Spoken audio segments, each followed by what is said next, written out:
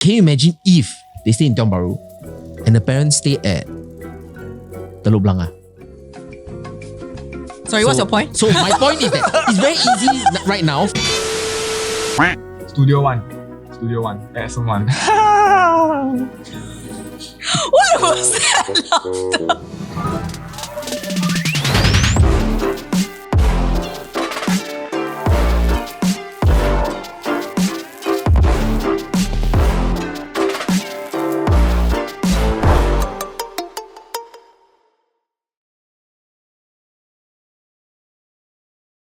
Okay, hi everyone, back to another episode of NOTG. I'm Alexa and today we have Rong and Lyndon on my left and right. And today we're going to bring you an episode where we go through different profiles, 2 different seasons, and talk about some case studies that we will be sharing with you more about. So if you don't know about the seasons already, just flashing it quickly on the screen, we'll be going through spring and summer season. Basically spring, youngster in their 20s and summer usually in their 30s, okay? So let's go through our first profile right now. We have Ian and Grace. Previously, we actually did introduce this couple, but we had them at 10K of income. Right now, we have actually kind of altered their income numbers to make it more representative of the real life cases that we see on the ground. So over here, one of them is earning $14,000 and the other partner is earning $6,000. So main thing for them, I think we're talking about in 2025, what kind of strategies would you suggest that they go for if they come to us for a consult? Assuming that right now, they have already sold their first property, both their names are free. Generally, I think this is going to be me when both me and my wife MOP in about 3 years or so. Not 3 years. We still don't know because we don't know what the property prices will be like. But ideally, like everyone in Singapore, we will want to own 2 properties. And I feel that with this income variation, it opens up a lot more of opportunity because at 14,000, we are looking at about 2 million. And at 6,000, we are probably looking just shy of 900,000. We probably have to explore what you can buy at 2 million with the potential growth because most likely this 2 million property will have to be their own stay. And this will probably be in the stay vesting kind of method for that property. Can I ask you what prompted you to go down the 2 properties road instead of, let's say, thinking that, oh, me and my wife, we are just going to go with one big property or just one property so that maybe we have, not so many other concerns when it comes to mortgage payment and all this? I think... Did it go through your mind when you guys were talking? Okay, the only reason why we want to have a 2 property is so that we could have some sort of a passive income from one. Okay. And then that would be ideal. But the key thing is that if it's 2 property, that one bigger property has to really satisfy our needs. Like if we need 4 bedroom, then it has to have 4 bedroom. If we can't get anything at with buying 2 properties and a 4-bedder, right? And one of them being a 4-bedder, then we will not consider at all the 2 properties stuff. You just go for the 1 property. Yep. So right now, you know that when you exit your own stay property, it needs to be at least a 4-bedder. Yes, I think it definitely I need a 4-bedder. Like I said multiple times on this channel and this show also. Yes. You need 1 for your master bedroom. Okay. If you plan to have a boy and a girl, then ideally you want 1 each. Then for the 3rd room, you would want to have an office because we all are self-employed. I think it's more conducive for us to have a proper place to work. Okay. Yeah, and focus. Okay, understand. Rong, how about your point of view? Good point from Lyndon. What's your current situation now? Okay, I think generally, right, is I think a few key things. Number one is that like usually, let's say for example, we just start off from the private property route, right? And we want to be a little bit more conservative. It is okay for 2 parties to own together, like one property first. Yeah. Okay. These are people who believe that they want to improve the asset class, but they want to improve in a more conservative rate. So for example, they want the monthly installment to be kept at maybe 35% of their overall combined income. So they will kick off with like 1 property first. As they progress, actually it is easier to manage owning 2 properties that add up to like, okay, say for example, like the 14K Ian can own a $2 million property for own stay, and Grace can own $80,000 for their investment property. Total combined portfolio is 2.8 million. It's easier for them to finance these 2 properties rather than owning with the same income and then stay in the $2.8 million home because the monthly installment will be different. What's the girl's name? Grace. You can call her anything you want. Grace, aka anything. Okay, no, that's not so nice. Alright, anyway, 2,880,000. So total combined portfolio value is 2.88 million, right? So in terms of monthly installment wise, where's the camera? This one. Okay, don't see my backside all the time. Okay, so 29 years loan tenor, 2.6% interest. To finance the own stay property monthly installment wise, this is $6,142. Here, the investment property is 2,703. Total combined in terms of monthly installment wise will be $8,845, which means that if they buy something for own stay, they have to come out of pocket $8,800 every month. This constitutes to 44.2% of their income. But when you can find a strategy where you can split into two different properties, you realize that you own the same portfolio value.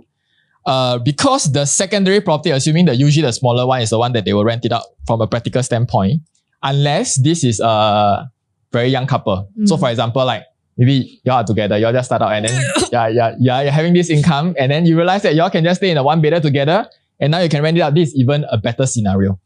So over here, because usually for one bedder you get higher rental yield, I'm using a very conservative 3.5% rental yield.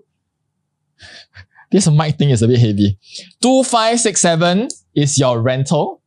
Alright. So my outgoing is 6,001 plus 2,007. I take a rental of 2,005. Now my net is actually 6,278. So which means this plus this minus off this. This will work out to be the same portfolio value at 2.8 million. However, it's only at 31.4% of their monthly income. Then of course, it makes it more sustainable. So that's why I say that when people are starting out, if they want to be very conservative, want to keep at 30%, they will potentially go for a lower portfolio value. So for example, maybe that is like something that's 1.7 million, 1.8 million. Even though functionally wise, they can potentially consider like a 2.5 million, $2.8 million portfolio. As they progress, this one will be easier for them to sustain a higher property portfolio value without feeling that they are just working for their property for the entire years and years to come. Unless you're in a situation where you really need a very big property. So in summary, you will be thinking that the monthly installment, right, is not so much because you are trying to grow a portfolio. There is a strong utility factor that you're enjoying. Then it makes more sense, like to be, having that kind of outflow. Like if not, why do you really need to be slogging your life so that you can have an additional office space at home? Don't bring your work home. Just do it in the office. If you come back home, just don't work. So generally, what I will make sure is that I will make sure that I can buy a 4-bedder with that 2 million if I'm going with this route, so that I can own 2 properties. But my next question here would be, if I were to buy a 2.8 million, right,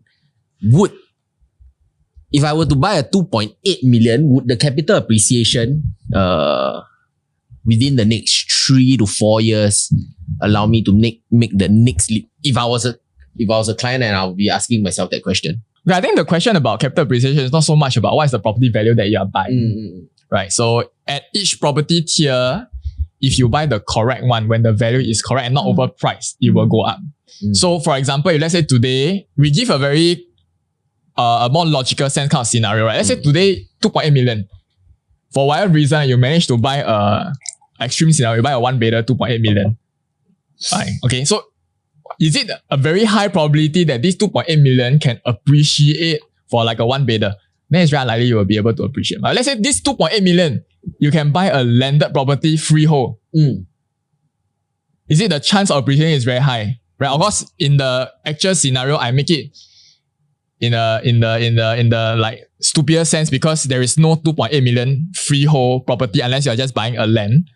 Right? So we know that from a very common sense, from a more logical standpoint, it will be that if you are overpaying for a too small property at a very high value, the chance of it appreciating is very low because of the exit audience is very little or like very unique, right? In the other extreme, if you own a property, right, that has value, then it will go up. So it's not just about the quantum, but are you deploying it correctly at the right asset type? Yeah. Right. So my question is right now, because we are at the 2.8 million quantum. Yeah.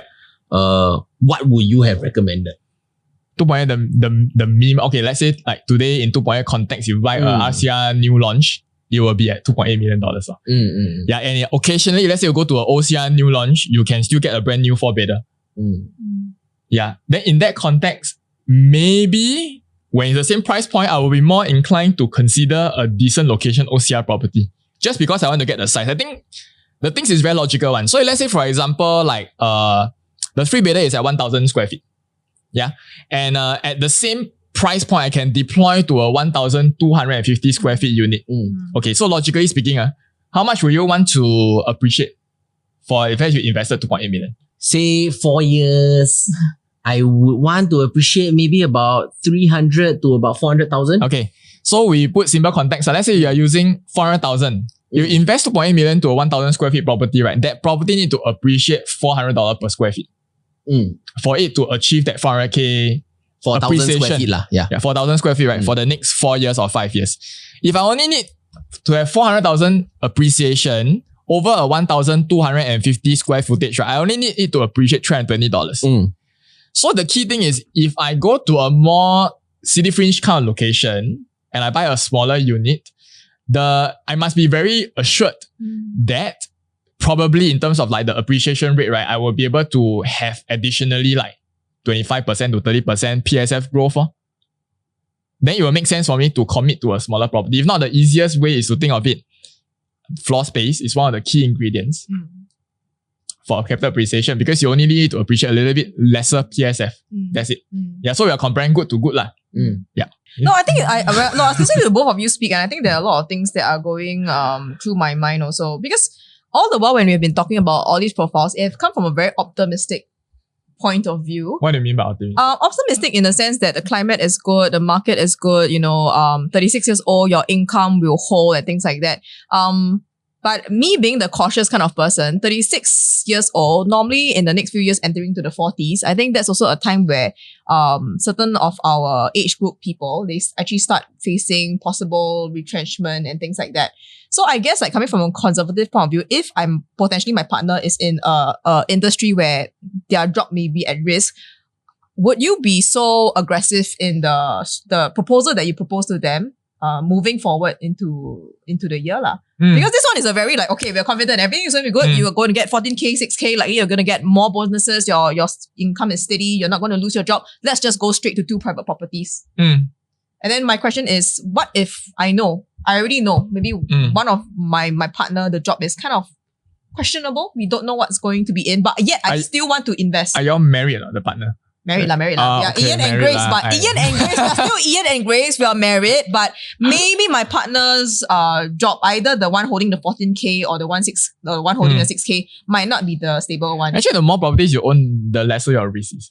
Really? The more properties you own, the lesser the risk is, right? Because what do we mean by that? I think we need to clarify that to the audience. So for example, let's say today, both of us, we own one property. Let's say the property is of a higher value. And if one of us lose our job, we want to stay inside.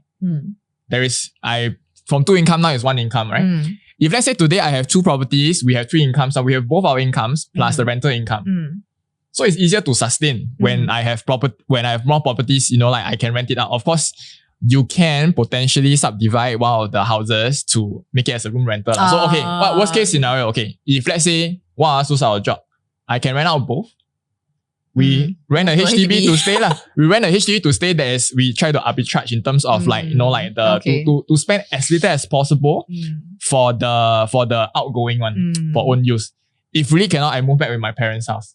So curious. So even if let's say I was in a situation where me and one of my partner, the job is maybe in a possible industry that might get retrenched, you would still recommend going into investing these 2 properties because you can still see the way of like basically managing the mortgage? Actually, my recommendation is more counterintuitive. If they find that they are at a high risk of losing their job, right? Then I say the more you should buy now. You should buy now when you have the income to go and get qualification. Understand. To own this house, and then we will just rent it out because we won't be planning for own stay.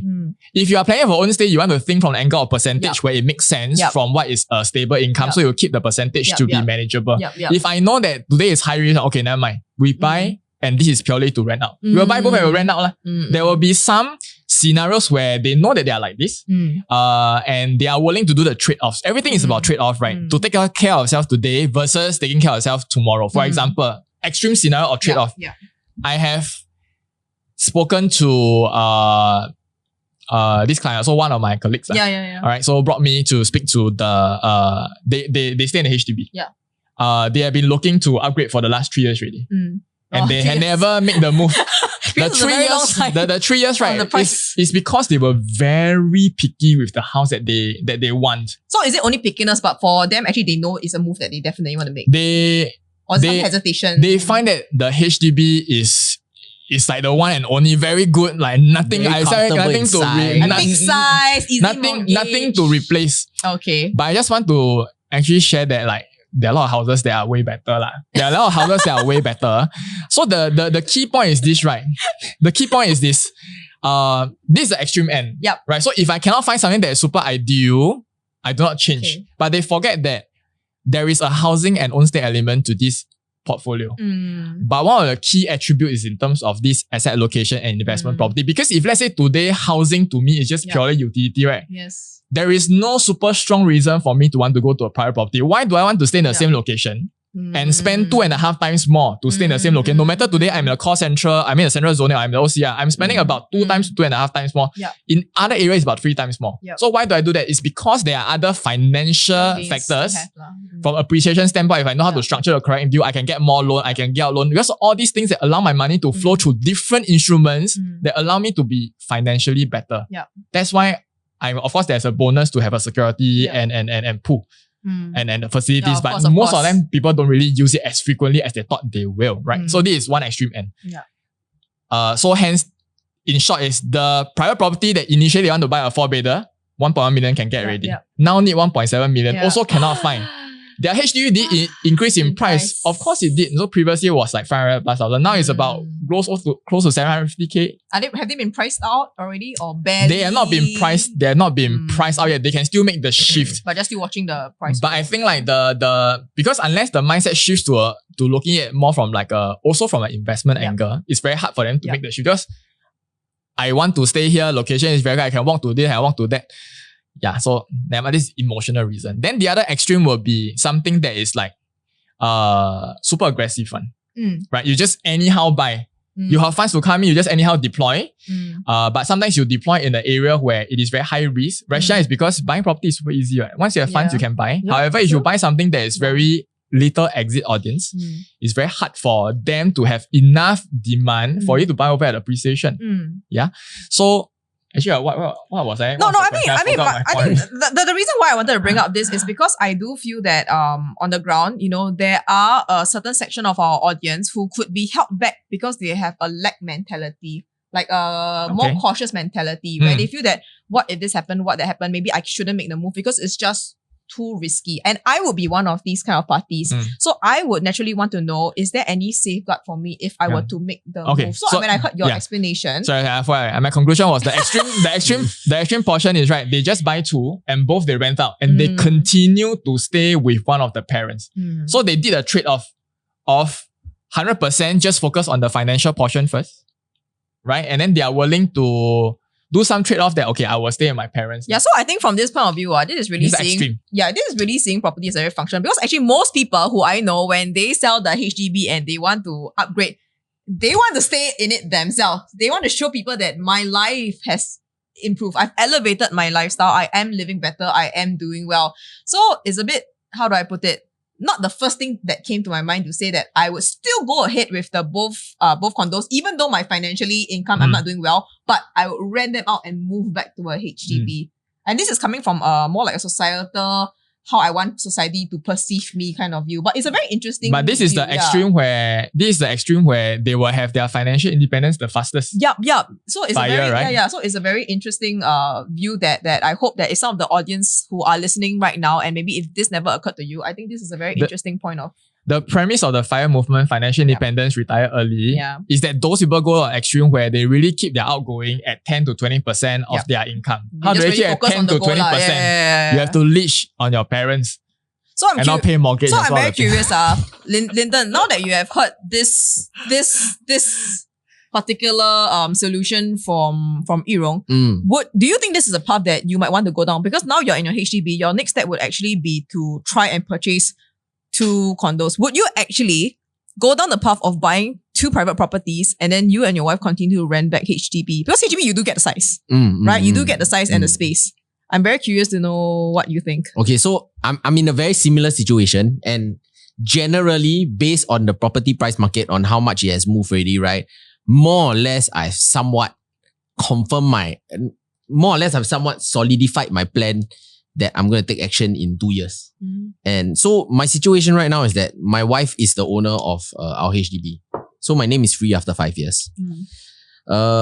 If I'm able to, let's say, enter into a new launch, I want to take the advantage of all the herd mentality, the developer pricing stage up and all that kind of thing. And I will continue to stay in my HDB while my name uses to some sort flip. But this may not be the case for all projects.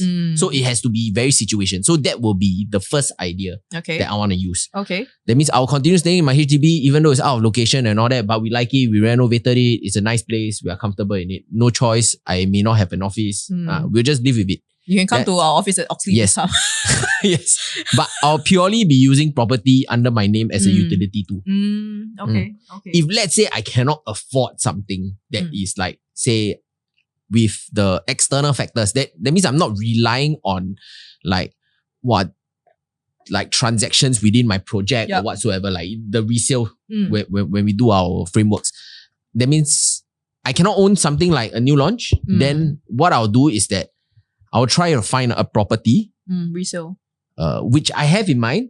I'll go with a more defensive strategy. So maybe just a month ago, I was asking my wife, hey, do you think we can survive on $8,000 per month? That means this is pure passive. Because I've eyed something that after minusing the mortgage and after adding on the renter, I will probably have a cash flow of about 6,000 to 8,000 a month. Can you elaborate more? I cannot show it. I review my chips, right? Then guys, we need your understanding. He has to protect his own interests as well, okay? Come on. But you must understand, I can give you some clues lah. Yeah. So like, he can give you tips so that you can apply it to your own case. This is not a highly sought after. It's not on the radar kind of thing. But capital appreciation is very low for this. You play lah. Yeah, it's really a pure you play. So I asked my wife, you think you can survive 8,000? 8,000 every month come in, then... You're not going to work anymore, man? No lah, then I'll just continue once in a while appear on NOTG when Dan wants me to appear. Dan asked me to sell his parents' house at Woodlands. I help him sell lah. Once in a while, just show face. But I'm not like, rushing, chonging, then after that. Yeah, so... Then my wife say, I don't think 8,000 enough. Then so the plan fall apart from there. So that would be another possibility lah. That could be another possibility. Because for now, we are happy at where we are.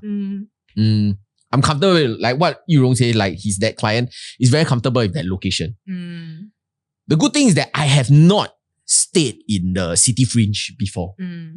Even in my parents' time. And do you care for staying in the city fringe?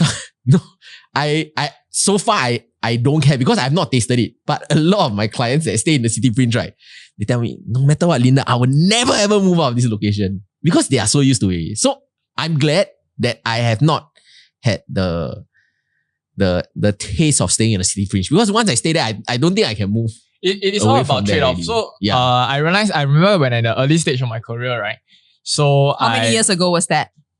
That was like the 3rd year of my career, just 10 years ago already. So I have, so this client, the first HDB, they bought in Tiong Bahru area. Their parents is in Jurong East. After MOP, they immediately sell Tiong Bahru and the purpose is to shift back to near where their parents I have a similar And there case, is a lot of people that fall into this category. Most of the time is because when they first start out as a couple, they say, okay, I want central location. I'm sick of staying with my parents. Every time I need to commute 1 hour to get to 1.5 hours when, like public transport. All that. So, it's my dream to shift in.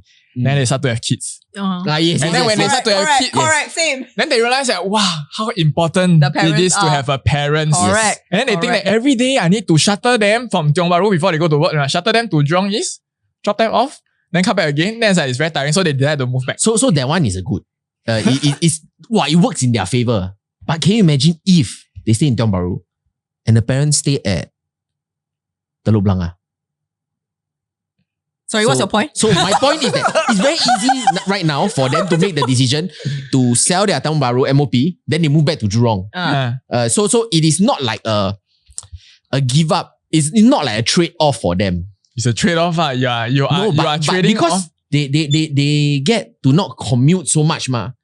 But if like I were to ask my client that is staying in City Fringe, the parents are staying in City Fringe, the whole life revolves around City Fringe, but I tell him, hey, bro, or hey, sis, if you want to trade off, right? No, but that's a bit different already. It's not just about the fact that it's a City Fringe location. It's because all their family is located in that area. Yes. So then it's a harder trade off for them. Yes, of course. Like of course. maybe don't move to the far ends of like Jurong lah. Like say move to Clementi. Some of my clients also cannot move there. It's like maybe like 3-4 MRT stops also. They cannot trade off that. Because the whole life revolves around that already. So that's why I feel that in a sense, I'm very lucky because I already on the outskirts. Anything else will be a upgrade. Anything else is an upgrade for me. It's a benefit for me. Guys, do you know where he lives? Just kidding. Anything else is a benefit for me. So it makes it easier for me to make that decision. So I guess, it's all about your perspective, right? So the perspective that we hold on to having a certain lifestyle sometimes become like the bottleneck because it is always a tug of war to care more about my present self more or versus my future self. I mean, there are two extremes. One is I only care so much about my present self that I will be so broke that my future self, there's no way to take care of myself in the future. Or I am so scrimpy or like, what's that word for it? Like, like you are just frugal and thrifty, is it? It's like to the extreme level, so that I torture myself today so that in the future I will be so delayed gratification. But I may just die. Delayed gratification. may just die. Yeah, you may just die. Right. It's not the old that die, guys. It's the dead that die. So because last time I used to work, yes, so I've seen a lot. Oh, okay, yeah. Don't ever try to like. Lyndon was a funeral director. Yes, I used to be a funeral director for 5 years, so it's not the old that die, it's the dead that die. So I would say that for most people, I think they are quite okay with something that is more balanced. Meaning that they still have, like some form of lifestyle today. But at the same time, they are setting aside something that they know can take care of their future. I think that is, for most people, they can take it.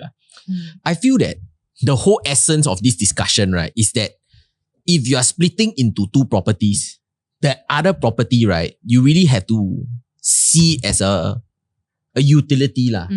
You have to try your best to remove the emotion. If let's say you hit rock bottom and like both get retrenched or whatsoever, then you just rent it out or then you just go and have a cheaper accommodation or you go outside to rent. You see what is the delta that you are getting from the renter. You minus off everything. Then after that, what you can afford to rent outside, no?